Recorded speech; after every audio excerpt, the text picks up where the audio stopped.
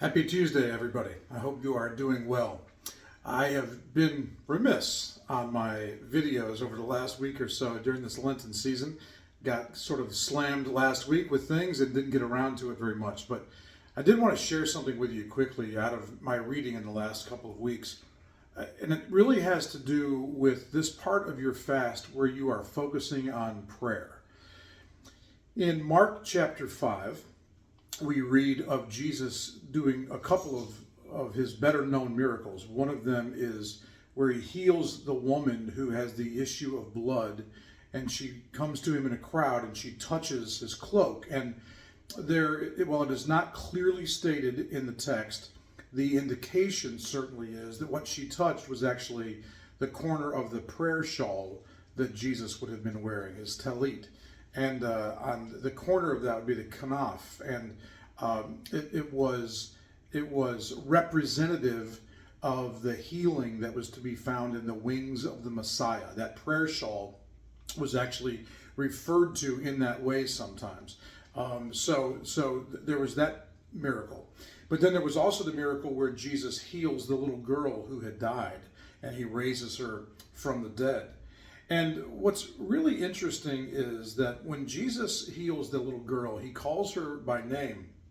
And when he calls her by name, there is a Hebrew root to the name that he calls her. And that Hebrew root points to that prayer shawl as well, to the talit. And this would mean that Jesus said something like this. And now this is not a guarantee, but it could certainly be interpreted as little girl under the prayer shawl, arise or wake up.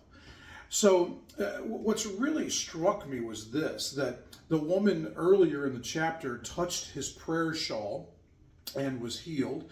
This little girl he certainly would have been wearing his prayer shawl at the very least when he raised her from the dead, but quite possibly may have even laid it over her and then spoke to her and told her to wake up.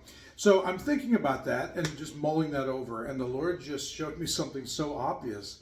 He said, hey, Jim, in both cases, it was the prayer life of Jesus that brought the healing and brought the miracle. It was the prayer life of Jesus that actually brought that little girl life and gave meaningful life back to the woman who had suffered all those years.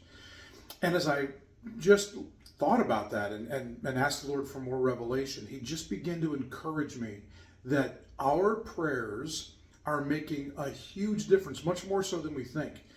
And your prayer life can bring healing. Your prayer life can change someone's expected future.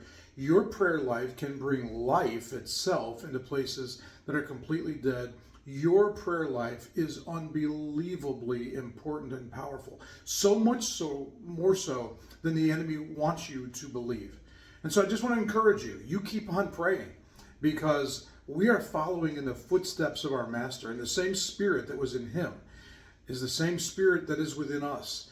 And during this season of prayer, ask the Lord, among other things, just to give you a fresh revelation of how powerful your prayers really are, and that you might see, as a result of your prayers, some miracles you can point to and give God glory for them, okay?